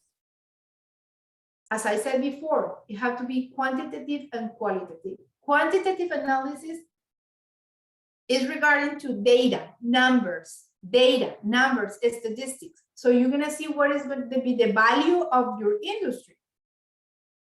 And also, believe it or not, I don't have the numbers, but the majority of the business owner, they don't know even the name of their own industry. They suspect, like, I am in marketing. I am in the marketing industry. Is a marketing industry in the United States, or is a sub-industry, or is a category of one sub-industry? So I used to recommend to all my clients to identify what is my business, my industry, or my business industry name, category, classification. Once you start dealing with the government, you should identify what are your Nike code, which is the North American Industry Classification. Could you please write it down? NAIC, North American Industry Classification System. When you type Nike code for marketing or Nike code for whatever you want to do, like a hair salon, immediately you're gonna find numbers, codes that categorize your business in one specific industry. When you have this number or those codes, you will be able to read all the market or the industry report, and those reports are going to show you the value, the size of your industry, the trends. You're going to see if the market is growing, is not growing, what is happening, especially right now in the middle of the pandemic. Let me do one exercise for you just to let you know how that works. And please, Marta, yes, one question, please. Sure, go ahead. It looks to me that this is the market analysis is a huge activity that requires a lot of energy and, you know, and experience as well. Because how, for example, in my case, that I want to work with USAID, for example, that they develop projects in other regions, or how can I develop this analysis considering the factor that you were mentioning? Because I am just starting my company. Do normally people like us, do we need to hire a service that do this activity for us, or what is your suggestion for us to start this market analysis? Can I use an analogy? Of course. When you hire if you are a company, a big corporation, yeah, definitely you need to hire someone to do the market analysis. But in the small business arena, as much you know, as much you grow. And the joke or the analogy is, if you hire someone to analyze your market, it's exactly if you hire someone to find a girlfriend or your future wife, right? So someone is going to collect the data, and according to their feeling, they're gonna let you know what they see. But in the small business arena, I prefer you go and touch the market and get the information, right? And the question was how I can do it. I can help you out. I always recommend to start from the bigger picture. What is the bigger picture? Okay, I'm going to identify what are my industry name. What is my industry name? So what is your industry, Jose? Just tell me.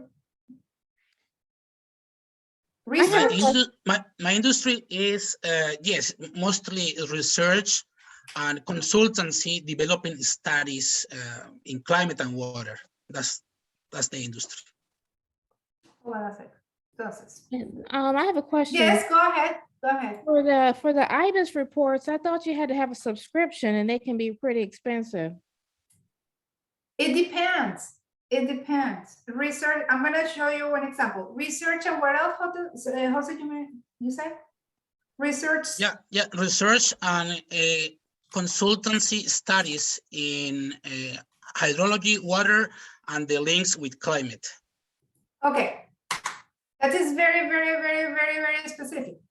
But my recommendation is please go and ask Mr. Google NICE code for in a specific industry, and hopefully they're bringing information.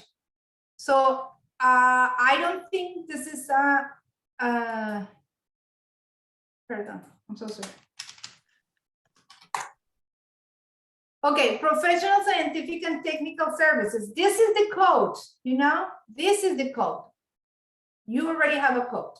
So when you have a code, I'm going to recommend this beautiful page code called IBIS World. When you have IBIS World or Census Bureau, this is another beautiful website. You go and put your NICE code. Having the NICE code, okay, what happened here? 50. Okay, can you see what is going on when I put one number by other? This is 54, okay. 54. You see what is coming out? The two initial numbers are bringing the primary industry, okay? 54 primary, and then say 1,000. You see, immediately changed. Let me go to professional, scientific, and service. This is the primary industry. Here you can see what is going on in this industry. This report is expensive, I know for sure, and it's private. But if you have an academic email from one of your kids at school or from your college or from something, you can just go here and create an account and ask for your industry report and say, I am a student or my daughter or whatever, and they're going to give you this report for free, one time, because it's an academic requirement, right? But also, if you use the Census Bureau as well, using the NICE code, you're gonna be able to identify everything, whatever happened in your industry, okay? Let me see, that is not for professional and scientific is the name, right? Professional and scientific. Census Bureau is changing the website. But look, everything is there. Easy, right? All that you need to do is just having the intention to research about your industry. And also, if you want to, again, go from the bigger picture and then start getting the national information and then go to your Department of Commerce of your state and find your industry there and research scientific information, research and scientific industry in Montgomery County, in Maryland, in the United States, around the world. This is how that works. When you go from the bigger to the small, connecting to your county, believe me, you're gonna find beautiful information. And then if you go through the public libraries here in Montgomery County, this is a beautiful public library, Montgomery County Public Library.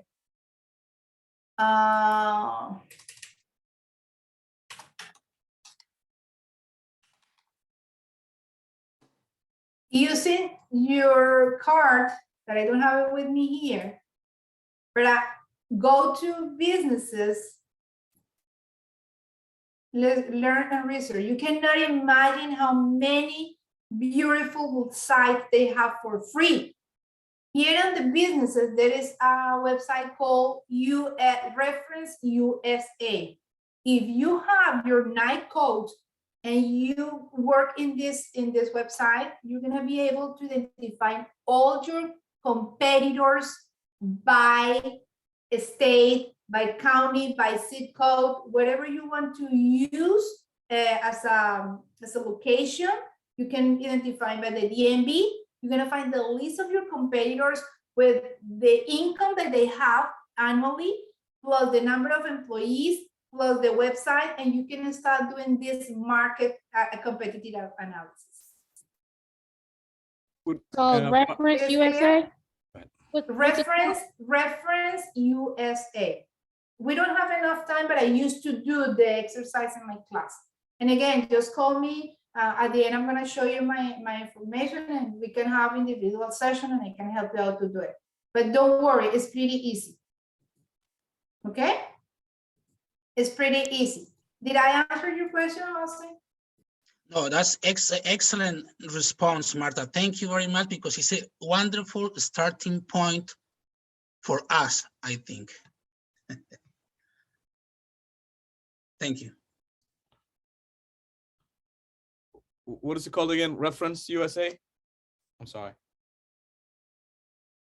Martha? Yes.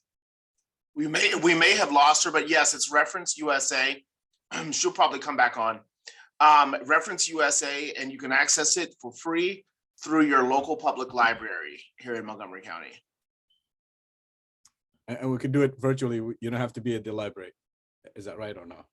Yeah. That I'm not sure. We can ask her that when she comes. That's a great question.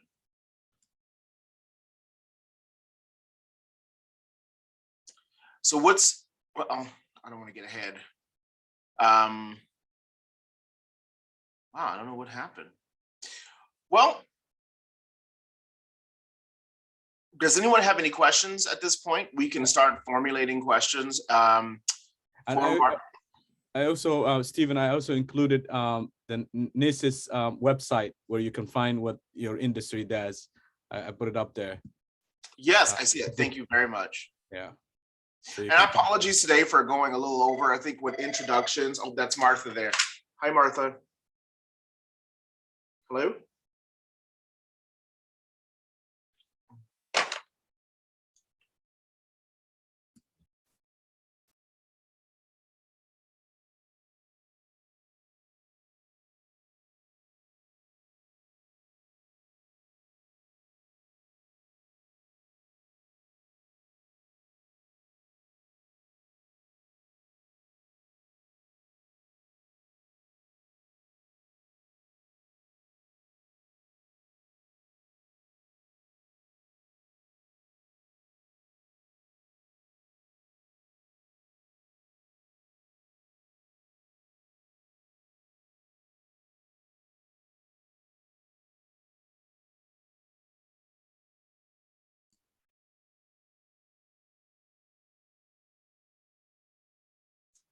She just said it kicked her. Oh, there she is right there. So she's back.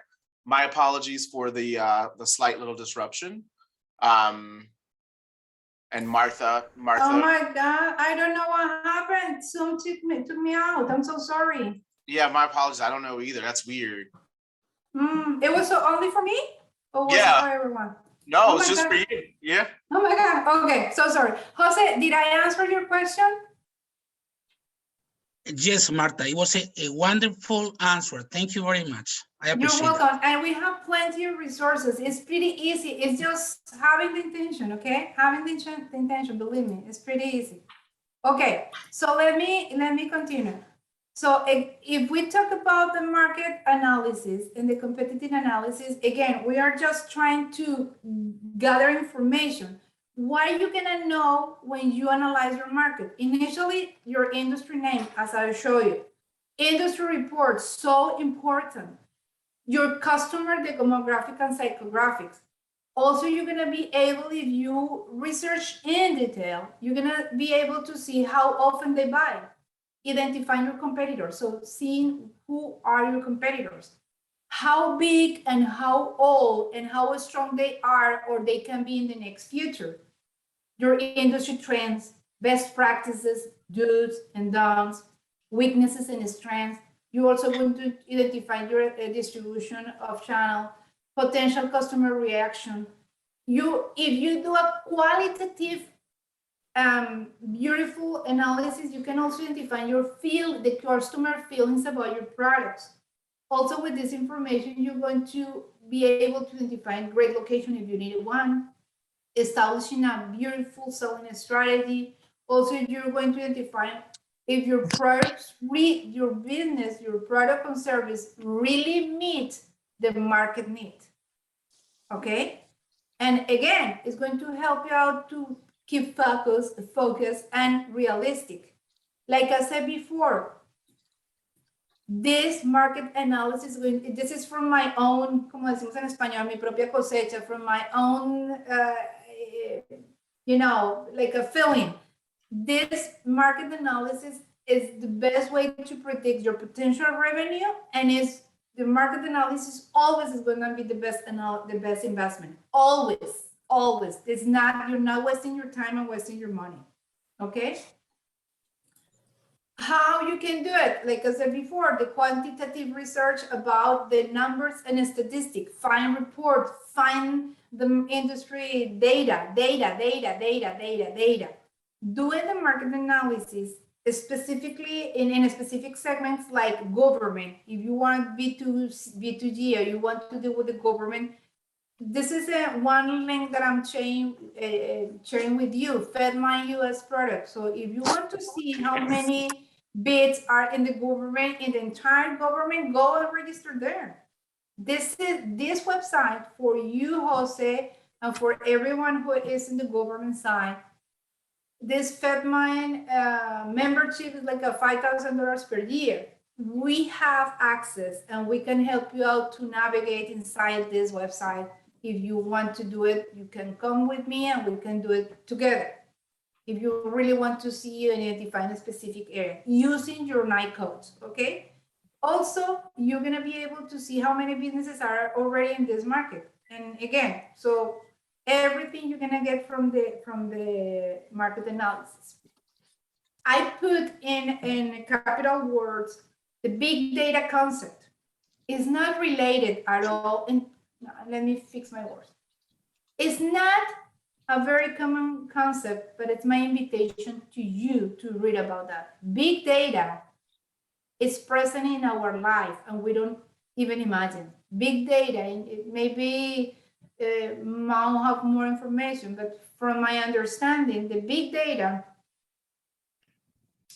is a bunch of data that you have in front of you that you can analyze. So actually, this is a big data analysis. It's one of the services that is more required right now for governments around the world. The big data have two specific areas or fields: security and marketing. Security and marketing. Big data is that bunch of data. Remember, I am pretty old, and I remember when we have in our offices the server. Remember the master of the computer in our companies? Remember? Someone remember that part? And I remember the version, the generation 800. And I remember when this generation was died in my company, it was a multinational company. They create like a beautiful ceremony and say, hey, you were helping us a lot, but that is not enough. It was a master. And whatever happened in your company, you have a, how do you say, oh my God, guardar tal información, backup. The backup, the information was there, but there wasn't a computer. So what happened when the internet came up? So the data was created and created and wasn't enough. So based on that, it was created the cloud. And the cloud has the data, the big data. And who created data? You and you and you and you and you. Where is the data? Here. Those beautiful little things know where you are, what is your favorite food, how many miles you drive, what is the type of car you have, what is the topic that you use to talk in your chat, how much money do you have in your bank, where is your family located, what is your relationship with your family. Everything is here. How? Because we create data every single moment, every single second. This data is being analyzed for people like Amazon to predict my potential consumption, and they are creating products to me. And guess what? They are creating products based on my need that I don't know I need, but when they create it, I'm going to need it. This is how the world is moving now. So my recommendation for you is try to research about big data and how big data can help you out to grow in your business. Please, please. Now, the qualitative research. What is the qualitative research? It's regarding with feeling, touching bases with my client, focus group, interviews, this connection with my customer, pro bono services, free training just to check how, if my product is a really market need, how they perceive my product, how they perceive my package, how they perceive my brand, how they perceive my price. This is the type of research that is not mandatory, but if you are in product, maybe you can consider doing a qualitative analysis, okay? How you can start doing a competitive or market analysis. So what is the action plan? Try to identify your demographic, your segmentation. Who is your target audience? Are you clear about the difference between target audience and target market? Target audience always is who has the decision, who makes the decision to buy or not buy. And target market is going to be the final user. For instance, if I'm going to provide diapers, who is going to be my target audience? In diapers. Who is going to? Parents. No. My target audience is the parents who is going to identify based on my features, okay, absorption level, appearance, designs, is Mickey, no Mickey, Mickey, or is Cinderella, or is the parents. The target market, the kids. The same thing happened with the government. Who's going to be the user? The DOD? No, maybe it's the Navy.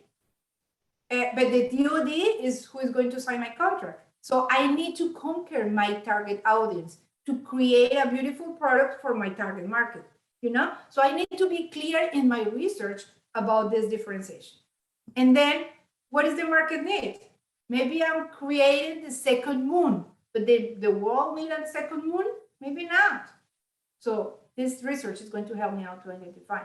And also identify my barriers to entry.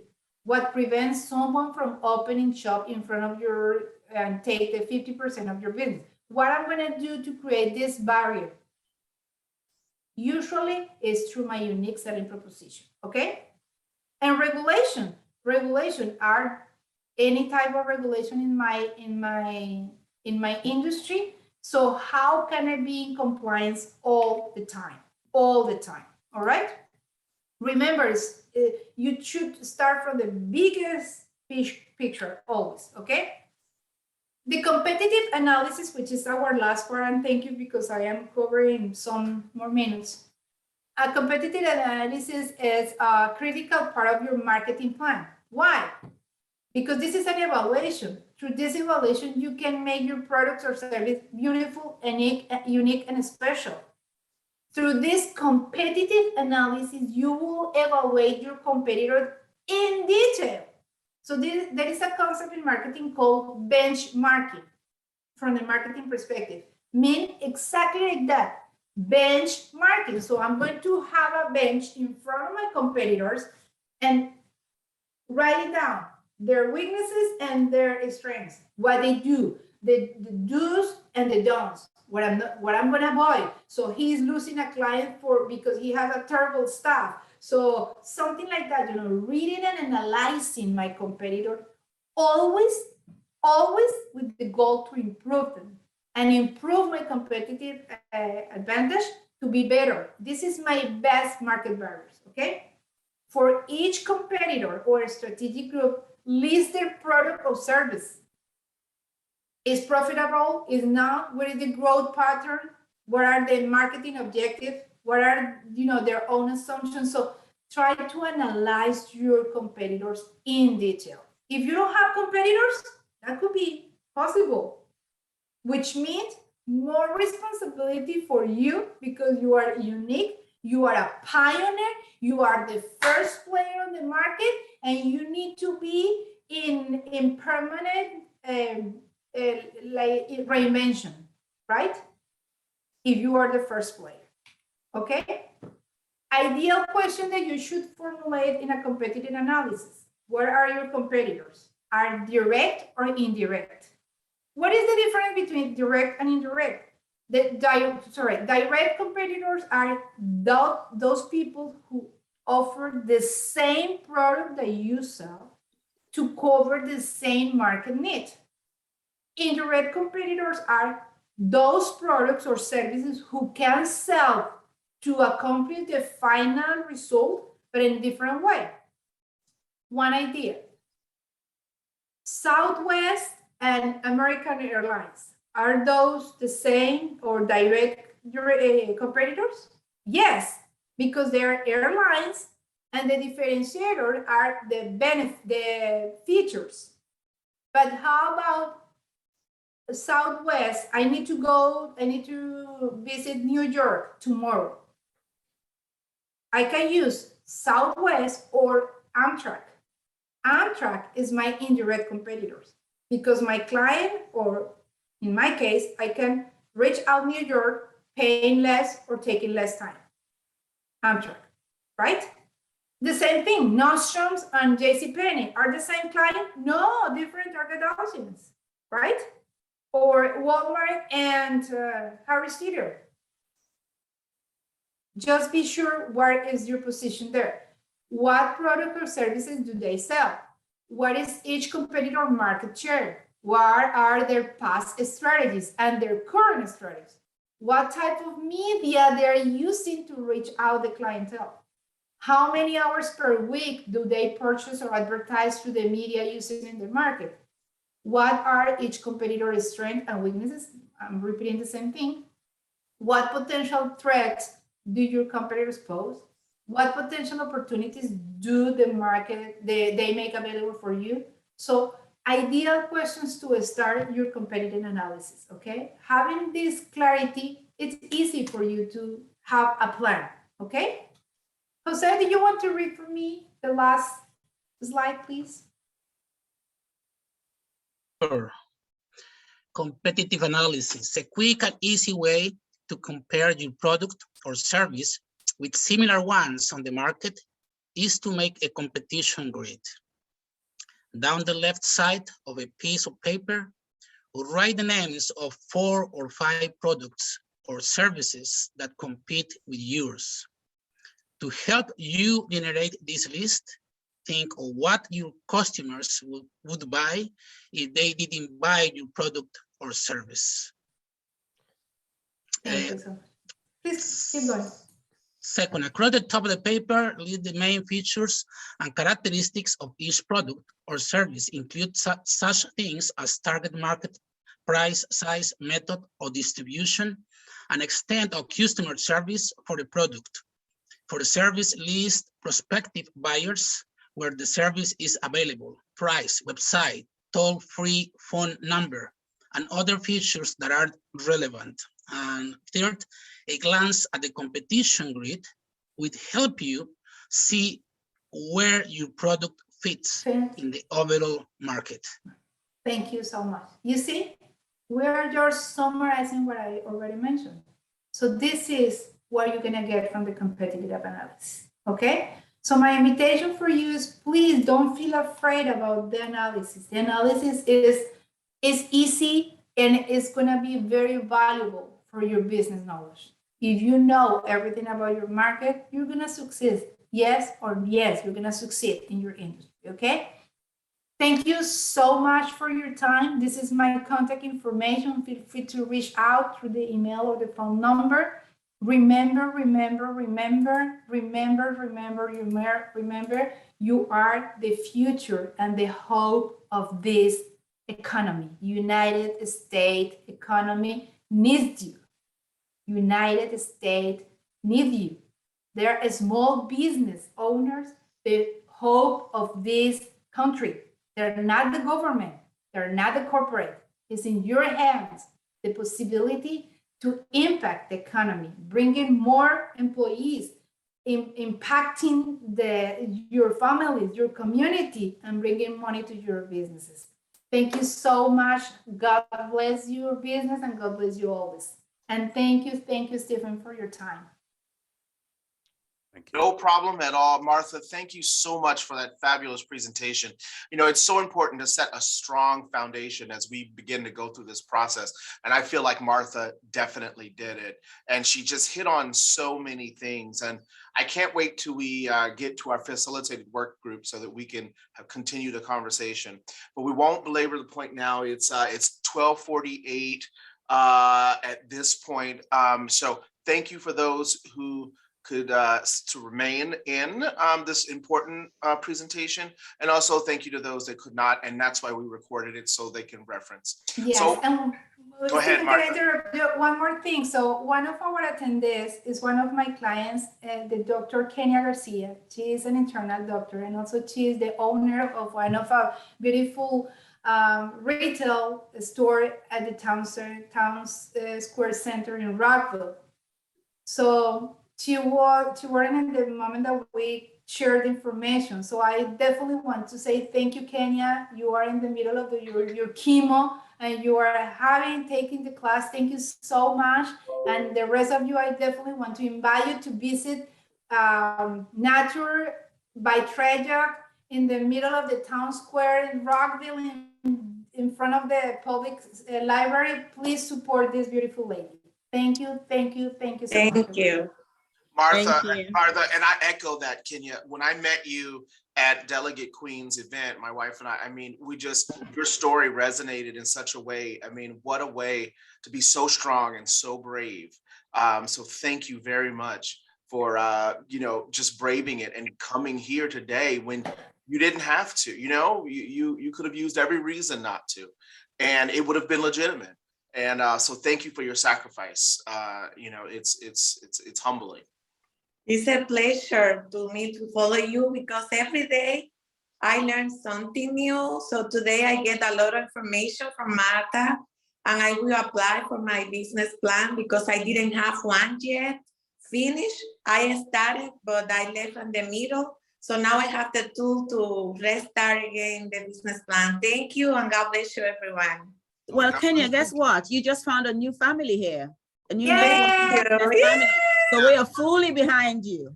Yeah. I'll be one person to pay a visit soon. Go to Rockville in front of the public library, the Nature by Trejak. I don't have to say anything. So she's fighting every day. Thank you so much. God bless you guys. Very nice meeting you. Have a great Bye-bye. Bye. Thanks, Martha. Thank you. Thanks, Thank you, guys. everyone. Stay Have a great day. Bye-bye. Bye, Jose, conéctame.